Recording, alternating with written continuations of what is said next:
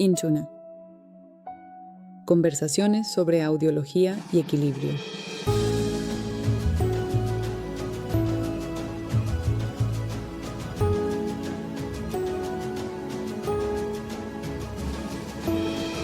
Un podcast de Inventis.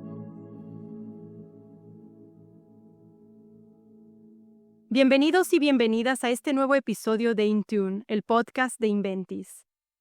Hoy hablamos de un tema fascinante: ¿cómo podemos escuchar al cerebro para entender cómo percibimos los sonidos?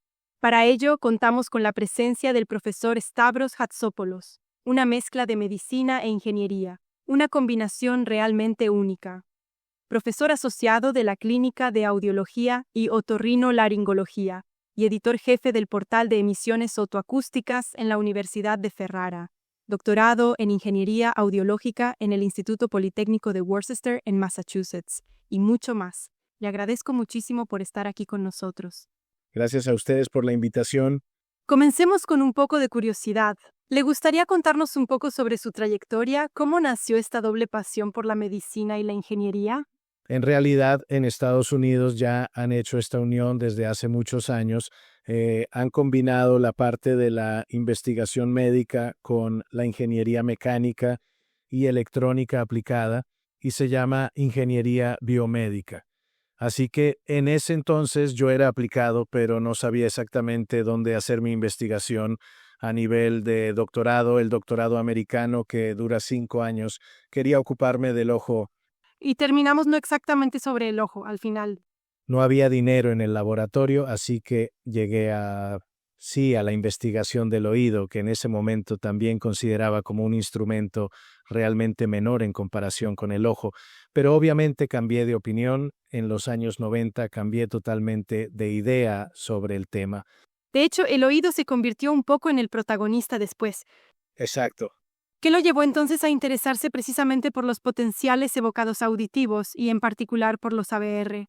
Prácticamente durante mi etapa en Estados Unidos tuve la oportunidad de conocer a algunos personajes ilustres estadounidenses que realizaban este tipo de registros a nivel de electrofisiología en modelos animales que me interesaban en aquella época.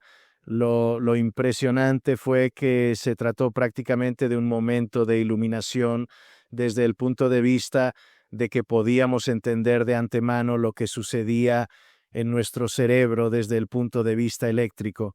La parte de ingeniero que hay en mí prácticamente empujó a los científicos auditivos, que son ahora a decir, bueno, es un método que nos dice exactamente cómo se realiza el postprocesamiento coclear.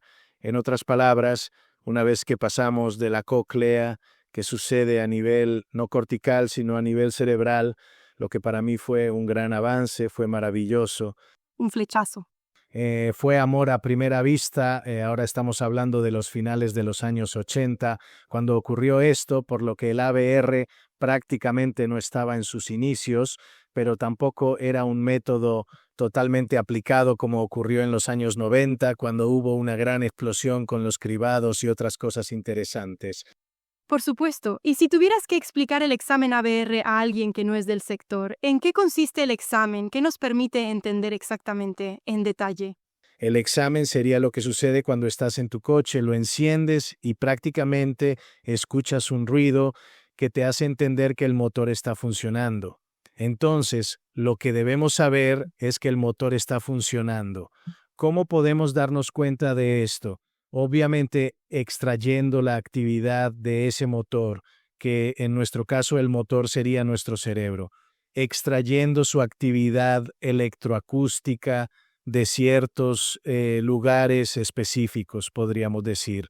Así que colocando pequeños transductores que llamamos electrodos en lugares particulares, podemos registrar cómo la actividad eléctrica, podemos decir la actividad neuronal, las neuronas que se activan y las que no, cómo avanza esta activación. Esta activación para nosotros es muy importante porque nos da la idea de cómo el cerebro crea la primera fase de la escena acústica. ¿Cómo responde? Exacto. Entonces, primero tenemos la decodificación de todo en nuestro oído interno, que llamamos cóclea, pero después tenemos que entender qué sucede a continuación. Con el ABR ponemos la llave en nuestra máquina, giramos la llave y al hacer el examen podemos entender exactamente. Obviamente no hay un sonido que emite el cerebro en ese momento, pero emite prácticamente ciertos patrones eléctricos muy importantes, repetitivos, estables para todas las edades, todos los sexos, desde los niños, las personas de cierta edad, hasta las mujeres embarazadas. Todos, no solo los humanos, sino también los animales, tienen este tipo de respuesta que prácticamente es la clave para entender. Para entender si el coche arranca. Exacto, si el coche arranca. Después, obviamente tenemos que entender un poco más sobre los potenciales corticales, pero esta es la parte que nos indica que hay algo. Y ya se nota la diferencia. Y eso marca la diferencia. De hecho, ¿en qué situaciones se recomienda este examen? Es decir, ¿cómo se realiza? ¿Es un examen molesto? ¿Y cuánto dura? En primer lugar, no es molesto, es un examen indoloro, muy fácil y dura poquísimo. Se recomienda para cualquier tipo de problema de audición porque, como decía antes, junto con otros exámenes que realizamos, exámenes obviamente de audiometría estándar, nos da la capacidad de entender dónde, si existe un déficit, dónde está y cómo podemos abordarlo. ¿Dónde trabajar? Exacto. Y desde su punto de vista, ¿cuáles son las principales dificultades al registrar y analizar las señales ABR? Normalmente es el entorno donde se realiza la grabación. Por eso, por ejemplo, no se recomienda hacer cierto tipo de examen en campo abierto. ¿Por qué? Porque las señales que podemos obtener de nuestro cerebro son realmente diminutas. Así que siempre debemos asegurarnos de que estas señales no sean perturbadas, por ejemplo, por interferencias de motores eléctricos, otros aparatos, nuestros teléfonos móviles, y así sucesivamente. Por eso, debemos realizar este tipo de examen en lo que llamamos la cámara anecoica, que normalmente también está blindada. Una situación protegida. Exacto, el examen es realmente facilísimo. Sentamos a nuestros pacientes en una silla muy cómoda, así que uno está tranquilo, cierra los ojos y realmente es un examen muy rápido. Podemos decir lo mismo para todas las edades. Con los niños pequeños tenemos un pequeño problema porque no siempre podemos decirles ahora quédate quieto por un minuto. Eso no sucede, así que a veces tenemos que darles un sedante ligero. De esa manera el niño se tranquiliza y podemos hacer el registro. Este tipo de examen no presenta problemas con la anestesia, por suerte para nosotros, así que podemos utilizarla para tranquilizar a los pacientes que no colaboran mucho. ¿Y qué importancia tiene hoy en día el ABR en el diagnóstico precoz de los trastornos auditivos? Prácticamente es fundamental. Es fundamental entender que, por lo general, en cualquier tipo de cribado auditivo que realicemos, el ABR es el estándar de oro. Cabe decir que, obviamente, la tecnología también ha avanzado. El método clásico en el que una persona viene a la clínica, colocamos los electrodos, etcétera, etcétera, ha funcionado y sigue funcionando hasta hoy, pero ahora también existen máquinas mucho más rápidas que realizan una evaluación y agilizan los cribados automáticos que usamos principalmente con los niños y los recién nacidos. Para obtener respuestas inmediatas lo antes posible. Sí, porque uno de nuestros problemas, especialmente en la población neonatal, es que existe una forma de sincronía a nivel del ABR, lo que significa que hay algo que no funciona bien. Se llama neuropatía auditiva. Y ahí, si no contamos con una herramienta como el ABR, es casi imposible identificarla. Hay otra prueba que se llama emisiones otoacústicas, que nos da una evaluación hasta la cóclea, pero sin el aporte de un ABR automático es imposible identificar este tipo de déficit. Falta alguna información que obviamente son necesarias. Exactamente.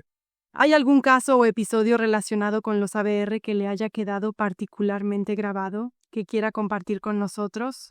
Sí, hace muchos años un querido colega me trajo a su hija y me dijo, mira, mi hija tiene 14 meses, no sé qué hacer, veo que no responde mucho a los sonidos. Recordemos que a los 8 meses los niños deberían responder a los distintos sonidos de su entorno, sobre todo con sus madres. Hicimos una prueba ABR rápida y automática y había un rastro de respuesta.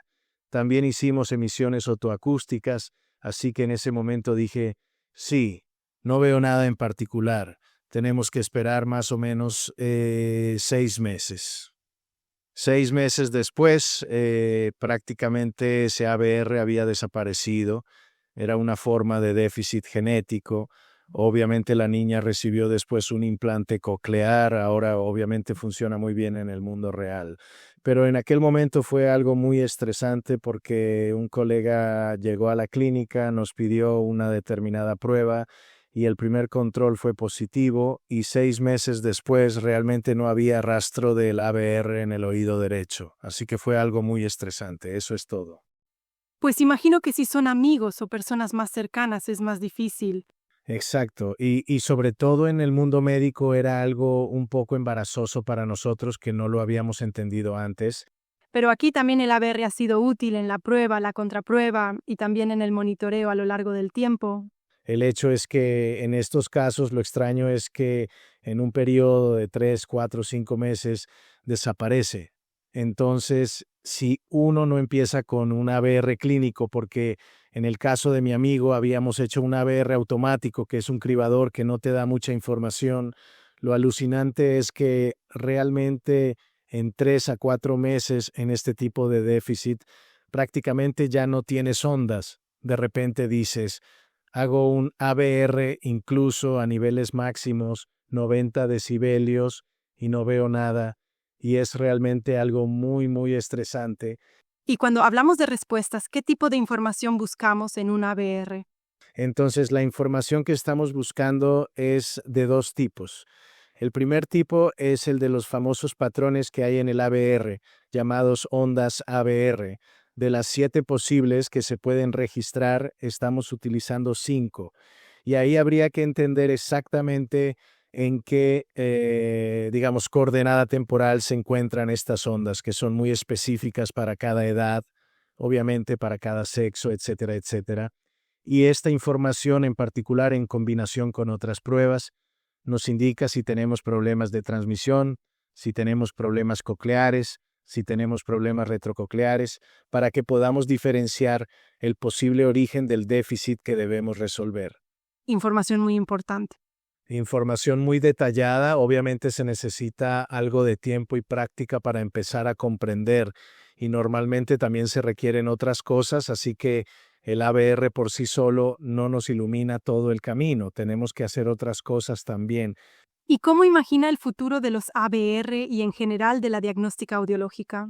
Allí lo que se nos ocurre son 2 letras que se llaman IA o inteligencia artificial, que todos esperamos que también se incorpore al diagnóstico, en el sentido de que podamos entrenar con las distintas patologías para que las máquinas puedan leer y reconocer fácilmente de inmediato, o dar la sugerencia de que con cierta probabilidad se trata de este tipo de problema que puedan guiar.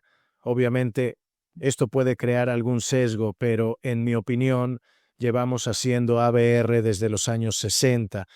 Tenemos conocimientos técnicos, me refiero a los profesionales del sector. Los conocimientos técnicos son muy elevados.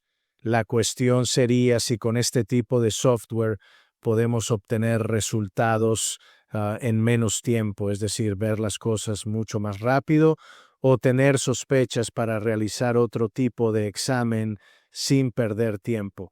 El tiempo es fundamental. Sobre todo si hablamos de los casos retrococleares, ahí surgen muchas dudas que normalmente, por ejemplo, requieren realizar alguna resonancia. Entonces uno puede entender de inmediato que esta es una posibilidad muy importante y se solicita enseguida hacer otro tipo de examen más detallado, obviamente de imágenes. Por supuesto. Entonces, ¿se espera un futuro mucho más tecnológico? Mucho más tecnológico y con muchísimas innovaciones a nivel de software. Absolutamente. Y por eso ya vive cada día y espera también poder seguir mejorando este futuro en una colaboración entre la medicina y la tecnología. Por supuesto que sí, sí es cierto. ¿Qué puedo decir? Muchas gracias, profesor, por habernos enseñado el mundo de los ABR y cómo la medicina y la tecnología pueden trabajar juntas. Esperamos que este episodio te haya intrigado y te haya hecho entender lo importante que es cuidar tu audición. Muchas gracias de nuevo, profesor Stavros. Gracias por la invitación. Muchas gracias. Gracias a todos por escucharnos y hasta pronto.